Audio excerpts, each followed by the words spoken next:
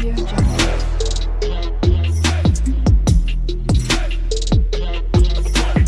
Audio Jungle. Hi friends, welcome to Eliza's study point.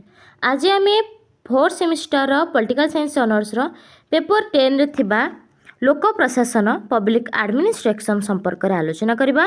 पूर्व class रे आम तीनोटी class को कंप्लीट कर सारछंती। जो माने देखि नांती सर्वप्रथम देखि नियंतु एवं आम टेलीग्राम चैनल रे जॉइन हो जांतु, जद्वारा आपण माने यार पीडीएफ नोट जीके सब किछि पाई परिबे। तो चलंतु आरंभ करबा। आजिर क्लास 4 रहिबो, semester 4 Deepak Kumar Das NEP under रे। तो चलंतु डेरी न करी आरंभ करबा आजिर क्लास। तो आज आम पढ़ा लोक प्रशासन और घरोई प्रशासन ए संपर्क में आम आज आलोचना करवा। तो आज रहिबो क्लास 4। पूर्व क्लास रे आम अर्थ प्रकृति परिसर लोक प्रशासन गुरुत्व पढ़ी सारी। आज आम लोक प्रशासन घरोई प्रशासन तथा प्राइवेट एडमिनिस्ट्रेशन कौन, पब्लिक एडमिनिस्ट्रेशन कौन, जो गवर्नमेंट प्राइवेट अच्छे से कौन आम आज पढ़ा। नेक्स्ट क्लास आम विकसित और विकासमुखी राष्ट्र लोक प्रशासन भूमिका आलोचना करदे। नेक्स्ट किसी क्वेश्चन आंसर करदे, देन आमर लोक प्रशासन फर्स्ट चैप्टर टी कंप्लीट हो। बोथ इंग्लिश एंड ओडिया रे रहिबो। जो मानकर इंग्लिश मीडियम से माने मध्य चिंता करंतु नै, से मानक पई मध्य ए क्लास टी इंपोर्टेंट रहिबो। तो आज आम पढ़ा लोक प्रशासन और घरोई प्रशासन public and private administration. Very important गोटे लॉन्ग क्वेश्चन कि 5 मार्क क्वेश्चन। तो यार लोक प्रशासन घरोई प्रशासन मध्य पार्थक्य पढ़ा, ता मध्य थिबा सामंजस्य कौन सब समान अच्छी और कौन सब पार्थक्य अच्छी से संपर्क में पढ़ा। लोक प्रशासन कौन, घरोई प्रशासन कौन, तार अर्थ कौन से संपर्क में पढ़ा। किए कौन मतामत देते से संपर्क में पढ़ा। तो चलतु आरंभ करवा आज क्लास। तो लोक प्रशासन प्रकृति और परिसर संपर्क में पूर्ण बरणी जानवा हेले आमे उभय लोक प्रशासन और घरोई प्रशासन मध्य पार्थक्य और सामंजस्य एवं उभयों मध्य अंतरंग अध्ययन करने विधेय। तो तार विषय जानवा बा तार प्रकृति परिसर संपर्क जानकु हेले आमे ता मध्य पार्थक्य सामंजस्य अंतरंग कौन सब अच्छी से संपर्क में जानकु पड़ो। तो प्रशासन एक शब्द जहाँ घरोई प्राइवेट और साधारण प्रशासन पब्लिक पाई सामान अटे। तो प्रशासन कौन, घरोई एवं प्रशासन दुईटांग सामान अटे। प्रशासन अर्थ होउची विभाग परिचालना, पब्लिक मैनेजमेंट ऑफ अफेयर्स, लोक मानकर सेवा करवा। तो प्रशासन कौन अर्थ ना विभागर परिचालन करवा, लोक मानकर सेवा करवा।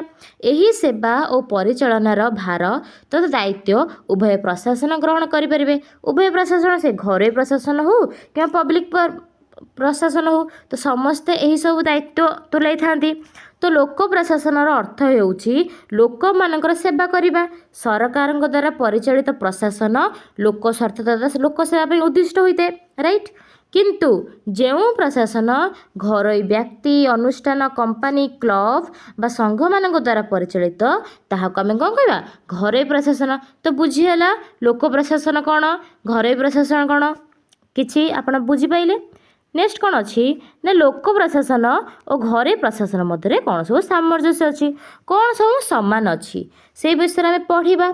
लोक प्रशासन और घरोई प्रशासन मध्य घनिष्ठ संपर्क रही बोली Henry Fayol, L Urwick, Pfiffner and E.W. फेलो मत व्यक्त करिसेंती। 1, 2, 3 and 4 तो 4 जन मत व्यक्त करिसेंती। तो हेनरी फाउल कौन कहते, लोक प्रशासन और घरोई प्रशासन जो उपादान गुड़िक आवश्यक करती सेहीपरि योजना संगठन आदेश समन्वय नियंत्रण एवं उभय समान नीति नियम अवलंबन करी कार्य करने दरकार। तो सी कौन कहते लोक प्रशासन घरोई प्रशासन सबकि जमीक प्लानिंग हो ऑर्गेनाइजेशन हो कमांड हो कोऑर्डिनेशन हो कंट्रोल हो सबकि मिसिकी उभय समान नीति नियम करें। किए कहते ना हेनरी फेल कहते। तापर किए कहते ना एल यूरिक कौन कहते, मतरे परिचालना और प्रशासन को विभक्तिकरण करिवार अर्थ प्रशासन उद्देश्य को दिशाहीन करवा। नेक्स्ट फिफनेर कौन कहते, मतरे लोक प्रशासन अंतरंग संपर्क उपरे गुरुत्व देते। तो अंतरंग संपर्क लोक प्रशासन अंतरंग संपर्क ଡବ୍ଲ୍ୟୁ ଫେଲୋଙ୍କ ମତରେ ଯେଉଁ ମୁଖ୍ୟ ତିନୋଟି ସାମଞ୍ଜସ୍ୟର ପ୍ରତିବାଦ କରିଛନ୍ତି ସେଗୁଡ଼ିକ ହେଲା ସେ ଇ ଡବ୍ଲ୍ୟୁ ଫେଲୋ ସେ ତିନୋଟି ସାମଞ୍ଜସ୍ୟ ପ୍ରତିପାଦନ କରିଛନ୍ତି। ଆମେ କ'ଣ ପଢ଼ୁଛନ୍ତି ନା ସାମଞ୍ଜସ୍ୟ କ'ଣ ସବୁ ସମାନ ଅଛି। ତ ଇ ଡବ୍ଲ୍ୟୁଙ୍କ ମତରେ ତିନୋଟି ସମାନତା ରହିଥାଏ। ସେଗୁଡ଼ିକ କ'ଣ କ'ଣ? ଲୋକ ପ୍ରଶାସନ ଓ ଘରୋଇ ପ୍ରଶାସନରେ ସମାନ୍ତରାଳ ଅମଲାତାନ୍ତ୍ରିକ ସଂଗଠନ ରହିଛି। ତ ଦୁଇ ଜଣଙ୍କର ଅଛି ସମାନ ଅମଲାତାନ୍ତ୍ରିକ ଯେଉଁଟାକି ପବ୍ଲିକ୍ ଆଡ଼ମିନିଷ୍ଟ୍ରେସନ୍ ତଥା ଆଡ଼ମିନିଷ୍ଟ୍ରେସନ୍। ନେକ୍ସଟ ଉଭୟଙ୍କର ସଂଗଠନରେ ସମ୍ମିଳିତ କାର୍ଯ୍ୟ ମଧ୍ୟ ରହିଛି। ନେକ୍ସଟ ରାଷ୍ଟ୍ର ଦ୍ୱାରା ନିର୍ଦ୍ଧାରିତ ଚାକିରି ସର୍ତ୍ତାବଳୀ ଦ୍ୱାରା ଉଭୟ ପରିଚାଳିତ। ତ ରାଷ୍ଟ୍ର ଦ୍ୱାରା ହିଁ ନିର୍ଦ୍ଧାରିତ ହୋଇଥାନ୍ତି ସେ ଘରୋଇ ହେଉ କିମ୍ବା ଲୋକ ପ୍ରଶାସନ ହେଉ। ସାଧାରଣ ଭାବରେ ଲୋକ ପ୍ରଶାସନ ଆଉ ଘରୋଇ ପ୍ରଶାସନ ମଧ୍ୟରେ କ'ଣ ସବୁ ସାଧାରଣ ଭାବରେ ସାମଞ୍ଜସ୍ୟ ଅଛି ସେଇଟା ଦେଖିବା। ଏଇ ତିନୋଟି ଥିଲା କାହାର ନା ଇ ଡବ୍ଲ୍ୟୁ ଫେଲୋଙ୍କ ମତରେ। କିନ୍ତୁ ପ୍ରକୃତରେ କ'ଣ ସବୁ ସମାନତା ଅଛି ସେଗୁଡ଼ା ଦେଖିବା। ନା ପ୍ରଥମ ପଏଣ୍ଟ ରହିବ ଦକ୍ଷ ଓ ତତ୍ପର ସେବା। ଉଭୟ କ'ଣ ଦକ୍ଷ ରହିଥାନ୍ତି ଏବଂ ଇମିଡ଼ିଏଟଲି ସେବା ଆମକୁ ଯୋଗାଇ ଦେଇଥାନ୍ତି। ନେକ୍ସଟ ହେଲା ଲୋକ ସମ୍ପର୍କ। ଲୋକ ପ୍ରଶାସନ ଘରୋଇ ପ୍ରଶାସନ ଉଭୟ ଅନୁଭବ କରନ୍ତି ଯେ ଲୋକଙ୍କ ସହିତ ଉତ୍ତମ ସମ୍ପର୍କ ବିନା ପ୍ରଶାସନ କୌଣସି ସ୍ଥିତି ନାହିଁ। ଉଭୟ ଭାବିଥାନ୍ତି ସେ ଲୋକ ପ୍ରଶାସନ ହେଉ କିମ୍ବା ଘରୋଇ ପ୍ରଶାସନ ହେଉ ତ ଲୋକ ସମ୍ପର୍କ ଭଲ ରହିବା ଦରକାର। ନେକ୍ସଟ କ'ଣ ସାମଞ୍ଜସ୍ୟ ନା ସୋପାନିତ ସଂଗଠନ। ସୋପାନିତ ଭାବରେ ସୋପାନ ଶ୍ରେଣୀ ଭାବରେ ହୋଇଥାଏ। ଉଭୟ ସଂଗଠନ କାର୍ଯ୍ୟ କରିପାରିବ ନାହିଁ। ତ ଲୋକ ପ୍ରଶାସନ ଘରୋଇ ପ୍ରଶାସନର କାର୍ଯ୍ୟ ନିର୍ବାହ କରିବାକୁ ଉଭୟ ଅନେକ କର୍ମଚାରୀ ବିଭିନ୍ନ ଶ୍ରେଣୀରେ ନିଯୁକ୍ତ ହୋଇଥାନ୍ତି। ତ ଶ୍ରେଣୀ ଭାଗରେ ଭାଗ କରିଦେଇଥାନ୍ତି ତଳରୁ ଉପର ପୋଜିସନ୍ ଉପରୁ ତଳ ପୋଜିସନ୍। ନେକ୍ସଟ ହେଲା ବିକଶିତ ହେବାର ସୁଯୋଗ। ତ ଦୁଇଟାଙ୍କର ଉଦ୍ଦେଶ୍ୟ କ'ଣ ନା ବିକଶିତ ହେବା ତାକୁ କେମିତି ଆମେ କୌଣସି ସଂସ୍ଥାକୁ ଆଗକୁ ନେବା। ନେକ୍ସଟ ହେଲା ସମାନ କାର୍ଯ୍ୟ ପରିସର। ଉଭୟଙ୍କର ସମାନ କାର୍ଯ୍ୟ ରହିଥାଏ। ଚାକିରି ସୁରକ୍ଷା ରହିଥାଏ। ଉତ୍ତମ ପରିବେଶ ଗଠନ ରହିଥାନ୍ତି। ବସିବା ପାଇଁ ସ୍ଥାନ ରହିଥାନ୍ତି। ଏସବୁ କିଛି ସମାନ ଆଇନର ସମାହାର। ଉଭୟଙ୍କର ସମାନ ଆଇନ ରହିଥାଏ। ଟିକେ ଟିକେ ଝାପ୍ସା ହେଇଛି ଆପଣମାନେ ପଢ଼ିବାକୁ ଟ୍ରାଏ କରିବେ। ମୁଁ ଖାଲି ପଏଣ୍ଟ ଗୁଡ଼ିକୁ ବୁଝେଇ ଦେଉଛି। ସମାନ ପରିଚାଳନାଗତ କୌଶଳ ଏଇଟା ଇମ୍ପୋର୍ଟାଣ୍ଟ ଭେରି ଇମ୍ପୋର୍ଟାଣ୍ଟ ରହିବ। ଏଇଟା ଆମେ ଇଂଲିଶରେ ପଢ଼ିଦେଲେ ଇଂଲିଶ ମିଡ଼ିୟମରେ ଯେଉଁମାନେ ଓଡ଼ିଆ ମିଡ଼ିୟମ୍ ସେମାନେ ପୂର୍ବ କ୍ଲାସ୍ରେ ଥିବା ଇଂଲିଶ ମିଡ଼ିୟମକୁ ବି ମଧ୍ୟ ପଢ଼ି ନେବେ। ତ ପୋଷ୍ଟ କର୍ଭର ଅର୍ଥ କ'ଣ ସେଇ ଇଂଲିଶରେ ଭଲ ଭାବରେ ବ୍ୟାଖ୍ୟା କରାଯାଇଛି। ଓଡ଼ିଆରେ ଏତେ ବ୍ୟାଖ୍ୟା କରାହେଇନି। ଓଡ଼ିଆରେ ଖାଲି ତା'ର ଫୁଲ୍ ଫର୍ମ ଗୁଡ଼ିକ ଦେଇଦେଇଛି। ତ ଲୁଥେର ଗୋଲିଙ୍କ ପରିଚାଳନାଗତ କୌଶଳ ଭେରି ଇମ୍ପୋର୍ଟାଣ୍ଟ। ପରିଚାଳନାଗତ କୌଶଳ କ'ଣ ପଢ଼ିପାରିବ। ତ ପୋଷ୍ଟ କର୍ଭ କ'ଣ POSTCORB। ପିର ଅର୍ଥ ହେଉଛି ପ୍ଲାନିଂ, ଓ ହେଲା ଅର୍ଗାନାଇଜେସନ୍, ଏସ୍ର ଅର୍ଥ ଷ୍ଟାଫିଂ, ଡିର ଅର୍ଥ ଡାଇରେକ୍ସନ୍, ସିଓର ଅର୍ଥ କୋଅର୍ଡ଼ିନେସନ୍, ଆର ଅର୍ଥ ରିପୋର୍ଟିଂ, ବିର ଅର୍ଥ ହେଲା ବଜେଟିଂ। ତ ଏହି ଯେଉଁ ଅଛି ଆମର 1 2 3 4 5 6 7 70 ପଏଣ୍ଟ ବହୁତ ଇମ୍ପୋର୍ଟାଣ୍ଟ ରହିବ। ଆପଣମାନେ ଲେଖିବେ ପରୀକ୍ଷାରେ ପଢ଼ିଲେ। ତ ଏଇଟା କିଏ କହିଛନ୍ତି ନା ଲୁଥେର ଗୋଲିଙ୍କର ପରିଚାଳନାଗତ କୌଶଳ। ନେକ୍ସଟ ଅଛି ଏବେ ଦେଖିବେ ତାଙ୍କ ଭିତରେ ଆମେ ପଢ଼ିଲେ କ'ଣ ନା ସାମଞ୍ଜସ୍ୟ ବହୁତ ଭଲ ଭାବରେ ପଢ଼ିଦେଲେ ଆପଣ ଯେଉଁମାନେ ଜାଣିପାରିଲେ। ଏବେ ତା ମଧ୍ୟରେ ଥିବା ପାର୍ଥକ୍ୟକୁ ମଧ୍ୟ ଥିବା ପାର୍ଥକ୍ୟ ଅଛି ନା ନାହିଁ। ଯେକୌଣସି ଦୁଇଟି ଜିନିଷ ଅଛି। ଗୋଟେ ଜିନିଷ ମାନେ ଯେକୌଣସି ବ୍ୟକ୍ତି ଯେଉଁ ଜଣ ଅଛନ୍ତି ତାଙ୍କ ମଧ୍ୟରେ କିଛି ସମାନ ରହିଥାଏ କିଛି ପାର୍ଥକ୍ୟ ରହିଥାଏ। ଠିକ୍ ସେହିପରି ଲୋକ ପ୍ରଶାସନ ଏବଂ ଘରୋଇ ପ୍ରଶାସନ ମଧ୍ୟରେ କ'ଣ ଯେଉଁ ପାର୍ଥକ୍ୟ ଅଛି ଏବେ ସେୟା ପଢ଼ିବା। ଏଇଟା ଗୋଟେ କୋଠରୀ ଭାବରେ ଦେଇଦେଇଛି। ନେକ୍ସଟ ତାକୁ ପଏଣ୍ଟ ଭାବରେ ଆମେ ଆଲୋଚନା କରିବା। ପ୍ରଥମେ କୋଠରୀ ଭାବରେ ଦେଖନ୍ତୁ କେମିତି ଆଲୋଚନା କରାଯାଇଛି। ଏଇଭଳି ଆପଣ ପରୀକ୍ଷାରେ ଲେଖିଲେ ବହୁତ ଭଲ ମାର୍କ ଆସିବ। ତ ଲୋକ ପ୍ରଶାସନ ସଂଜ୍ଞାରେ କ'ଣ ଦେଲା ନା ଲୋକ ପ୍ରଶାସନ ସରକାରୀ ବା ସରକାରୀ ଅନୁଷ୍ଠାନ ଗୁଡ଼ିକର କାର୍ଯ୍ୟକଳାପକୁ ବୁଝାଏ। ନିହାତି ଭାବରେ ଲୋକ ପ୍ରଶାସନ ସରକାରୀ ଅନୁଷ୍ଠାନ ଗୁଡ଼ିକ ଦ୍ୱାରା ହିଁ ତାହା ହୋଇଥାଏ। କିନ୍ତୁ ଘରୋଇ ପ୍ରଶାସନ କ'ଣ ନା ତା ବିପରୀତଟା ଘରୋଇ ମାଲିକାନାରେ ଥିବା ଅନୁଷ୍ଠାନ ଗୁଡ଼ିକର କାର୍ଯ୍ୟକଳାପକୁ ବୁଝାଏ। ତାକୁ ଘରୋଇ ପ୍ରାଇଭେଟାଇଜେସନ୍। ନେକ୍ସଟ ହେଲା ତାର ଲକ୍ଷ୍ୟ କ'ଣ ଲୋକ ପ୍ରଶାସନ ନା ଲୋକ ପ୍ରଶାସନର ଲକ୍ଷ୍ୟ ହେଉଛି ଲୋକ ବା ଜନମଙ୍ଗଳ। ଆଉ ଘରୋଇ ପ୍ରଶାସନର ଅର୍ଥ ହେଉଛି ନା ଅଧିକରୁ ଅଧିକ କିନ୍ତୁ ଆମେ ଲାଭ ପାଇବା। ଲୋକ ପ୍ରଶାସନ ଆଇନଗତ ଢାଞ୍ଚା ବୈଧାନିକ ଆଇନ ଦ୍ୱାରା ପରିଚାଳିତ।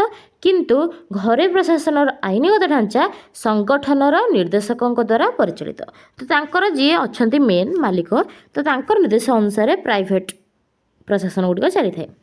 ନେକ୍ସଟ ପଏଣ୍ଟ ହେଲା ଲୋକ ପ୍ରଶାସନର ଉତ୍ତରଦାୟିତ୍ୱ କ'ଣ ମାନେ କାର୍ଯ୍ୟ ନିମନ୍ତେ ଲୋକଙ୍କ ନିକଟରେ ଉତ୍ତରଦାୟୀ ରହିବା। ତ ଯେଝା ଦେଶର କାମ ଅନୁସାରେ ସେ ଉତ୍ତରଦାୟୀ ରହିଥାନ୍ତି। କିନ୍ତୁ ଘରୋଇ ପ୍ରଶାସନ କ'ଣ ନା ସଂଗଠନର ମୁଖ୍ୟ ନିକଟରେ କେବଳ ଉତ୍ତରଦାୟୀ। ତ ସଂଗଠନର ମୁଖ୍ୟମାନଙ୍କର ଠାରେ ସେ ଉତ୍ତରଦାୟୀ ରହିଥାନ୍ତି। ଲୋକ ପ୍ରଶାସନର କାର୍ଯ୍ୟର ସ୍ୱାଧୀନତା ସୀମିତ କାର୍ଯ୍ୟର ସ୍ୱାଧୀନତା ରହିଥାଏ। କିନ୍ତୁ ଏଠି ଅଧିକ କାର୍ଯ୍ୟର ସ୍ୱାଧୀନତା ରାଜନୈତିକ ଚରିତ୍ର ଲୋକ ପ୍ରଶାସନର ରାଜନୈତିକ ନିର୍ଦ୍ଦେଶ ଓ ନିୟନ୍ତ୍ରଣ ଦ୍ୱାରା ପରିଚାଳିତ। ଏଠି ସମ୍ପୂର୍ଣ୍ଣ ଭାବେ ରାଜନୀତିର ପୃଥକୀକରଣ, ସମ୍ପୂର୍ଣ୍ଣ ଭାବେ ଏଠି ରାଜନୀତି ନଥାଏ କିନ୍ତୁ ସରକାରୀ ପ୍ରଶାସନ ରାଜନୀତି ଥାଏ। ତ ଏଗୁଡ଼ିକ ଆପଣମାନେ ପଢ଼ି ନିଅନ୍ତୁ। ନେକ୍ସଟ ହେଲା ତାର କିଛି ପାର୍ଥକ୍ୟ ଦେଖିବା ନା ସାର୍ ଜୋସିଆଫ ଷ୍ଟାମ୍ପ ମୁଖ୍ୟତଃ 4ଟି ପାର୍ଥକ୍ୟ କହିଛନ୍ତି। କ'ଣ କ'ଣ ନା ଲୋକ ପ୍ରଶାସନ କଠୋର ନୀତି ନିୟମ ମଧ୍ୟରେ ବନ୍ଧା ଓ ତାହା ବାରମ୍ବାର ପରିବର୍ତ୍ତନ କରାଯାଇପାରିବ ନାହିଁ। ଲୋକ ପ୍ରଶାସନ ବ୍ୟବସ୍ଥାପନା ଆର୍ଥିକ ନିୟନ୍ତ୍ରଣ ଶୃଙ୍ଖଳାର ଆବଦ୍ଧ। ଲୋକ ପ୍ରଶାସନ ଲୋକମାନଙ୍କ ପ୍ରତି ଉତ୍ତରଦାୟିତ୍ୱର ବନ୍ଧା। ଲୋକ ପ୍ରଶାସନ ଲାଭକର ମନୋବୃତ୍ତିରୁ ମୁକ୍ତ ଅଟେ। ତ ଲାଭକର ଯେଉଁ ଅର୍ଥ ସେଗୁଡ଼ିକୁ ଇଏ ମୁକ୍ତ ଅଟେ କିନ୍ତୁ ଘରୋଇ ମୁକ୍ତ ନୁହେଁ। ତ ତାର କିଛି ଭଲ ଭାବରେ ତାର କିଛି ପଏଣ୍ଟ ଦେଖିବା ନା ସମତ୍ୱ ବ୍ୟବହାର। ତ ଲୋକମାନଙ୍କ ସହିତ ବ୍ୟବହାର ଆଦାନ ପ୍ରଦାନ ତଥା କାର୍ଯ୍ୟ ନିର୍ବାହକ ବେଳେ ପ୍ରଶାସନିକ କର୍ମଚାରୀମାନେ ପକ୍ଷପାତିତା ଠାରୁ ଦୂରେଇ ରହି ସମସ୍ତଙ୍କ ପାଇଁ ସମାନ ଆଚରଣ ପ୍ରଦର୍ଶନ କରିଥାନ୍ତି। ଓକେ। ଅଧିକ ସାମାଜିକ ସମ୍ମାନ। ଅଧିକ ସାମାଜିକ ସମ୍ମାନ କେଉଁଠି ଥାଏ? ଗୋଟେ ଗଭର୍ଣ୍ଣମେଣ୍ଟ ଏମ୍ପ୍ଲୟି ପାଖରେ ଥାଏ ନା ଅଧିକ ସାମାଜିକ ସମ୍ମାନ ମିଳିଥାଏ। ତ ସେଇଟା ଗୋଟେ ପାର୍ଥକ୍ୟ ରହିଛି। ନେକ୍ସଟ ହେଲା ମନସ୍ତାତ୍ତ୍ୱିକ ପାର୍ଥକ୍ୟ ନା କି ଲୋକ ପ୍ରଶାସନର କର୍ମରତ କର୍ମଜୀବୀମାନେ ନିଜକୁ ଅଧିକ ଭାଗ୍ୟବାନ ମନେ କରନ୍ତି। ରାଇଟ୍। ନେକ୍ସଟ ହେଲା ଆର୍ଥିକ କଟକଣା। ଆର୍ଥିକ କଟକଣା ଥାଏ ପ୍ରାଇଭେଟ୍ ଏମ୍ପ୍ଲୟି ପାଖରେ ଅଧିକ ପଇସା ଥିଲାବେଳେ ଗଭର୍ଣ୍ଣମେଣ୍ଟ ଏମ୍ପ୍ଲୟି ପାଖରେ ଟିକେ କମ୍ ଥାଏ। ନେକ୍ସଟ ହେଲା ଲୋକ ପ୍ରଶାସନ ଅଧିକ ଦାୟିତ୍ୱ ସମ୍ପନ୍ନ। ତ ଲୋକ ପ୍ରଶାସନ ଅଧିକ ଦାୟିତ୍ୱ ରହିଥାଏ। ନେକ୍ସଟ ହେଲା ନିରପେକ୍ଷତା ଓ ବେନାମୀ ନିରପେକ୍ଷତା ରହିଥାଏ। ତ ନେକ୍ସଟ ହେଲା 7 ପଏଣ୍ଟ ଲୋକ ପ୍ରଶାସନ ଅଧିକ ସ୍ପଷ୍ଟ ମୁକ୍ତ ଘରୋଇ ପ୍ରଶାସନ ଗୁପ୍ତ ଅଟେ। ତ ଲୋକ ପ୍ରଶାସନ ଅଧିକ ସ୍ପଷ୍ଟ ଏବଂ ମୁକ୍ତ ରହିଥାଏ କିନ୍ତୁ ଘରୋଇ ପ୍ରଶାସନ ଗୁପ୍ତ ରହିଥାଏ। ତାର ସବୁକିଛି କାର୍ଯ୍ୟକଳାପ ନିଜ ପାଖରେ ରଖିଥାଏ, ଗୁପ୍ତ ଭାବେ ରଖିଥାଏ। କିନ୍ତୁ ଲୋକ ପ୍ରଶାସନର ଯେକୌଣସି ବି କାର୍ଯ୍ୟ ହେଉ ସବୁକିଛି ଗଣମାଧ୍ୟମ ସୂଚନା ଅଧିକାରୀ ଆଇନ ସବୁକିଛି ଜାଣିପାରନ୍ତି। ଲାଭ ବଦଳରେ ସେବା। ତ ଲୋକ ପ୍ରଶାସନ କ'ଣ ଲାଭ ଉଠାଇବା ବଦଳରେ ଆମେ କେମିତି ସେବା ଯୋଗାଇ ପାରିବା ସେ ଉପରେ ଗୁରୁତ୍ୱ ଦେଇଥାଏ କିଏ? ଲୋକ ପ୍ରଶାସନ। ଲୋକ ପ୍ରଶାସନ ନାଲି ପିଠା ଧରବନ୍ଧା ଓ ବିଳମ୍ବରେ ବିଶ୍ୱାସ କରେ।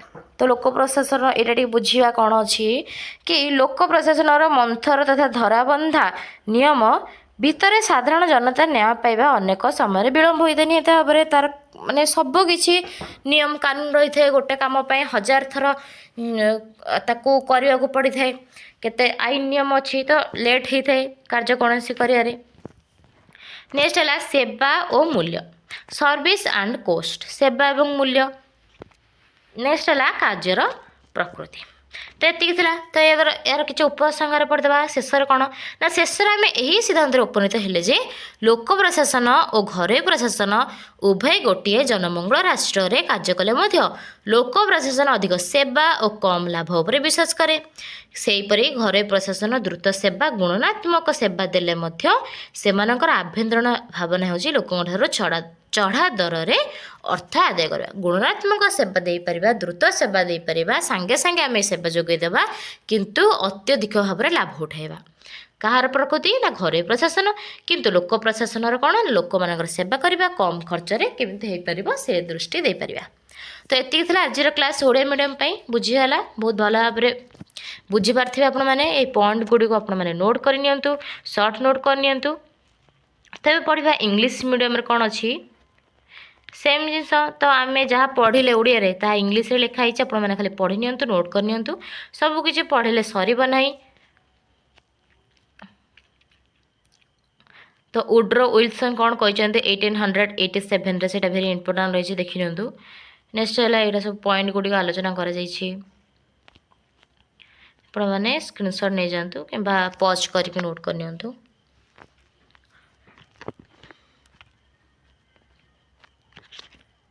ତାଇ ପବ୍ଲିକ୍ ଭର୍ସେସ୍ ପ୍ରାଇଭେଟ୍ କ'ଣ ସବୁ ଅଛି, what is private administration, what is public administration ବହୁତ ଭଲ ଭାବରେ ଆଲୋଚନା କରାଯାଇଛି। ଇଂଲିଶ ମିଡ଼ିୟମରେ ଅଧିକ ବ୍ୟାଖ୍ୟା କରାଯାଇଛି, ଓଡ଼ିଆରେ ଏତେ ବ୍ୟାଖ୍ୟା କରାହେଇନି। ଏଇଟା ଲାଷ୍ଟ ୟୁଜ୍ ଅଫ୍ ଟେକ୍ନୋଲୋଜି, ଟେକ୍ନୋଲୋଜିର ୟୁଜ୍ କେମିତି ହେଇଥାଏ। ଓକେ। ତ ଏତିକି ଥିଲା ଆଜିର କ୍ଲାସ୍। ନେକ୍ସଟ କ୍ଲାସ୍ରେ ଆମେ ବିକଶିତ ରାଷ୍ଟ୍ର ସେ ସମ୍ପର୍କରେ ଆଲୋଚନା କରିବା। ତ ଦେଖା ହେବ ନେକ୍ସଟ କ୍ଲାସ୍ରେ। ରହିଲି, ଜୟ ଜଗନ୍ନାଥ।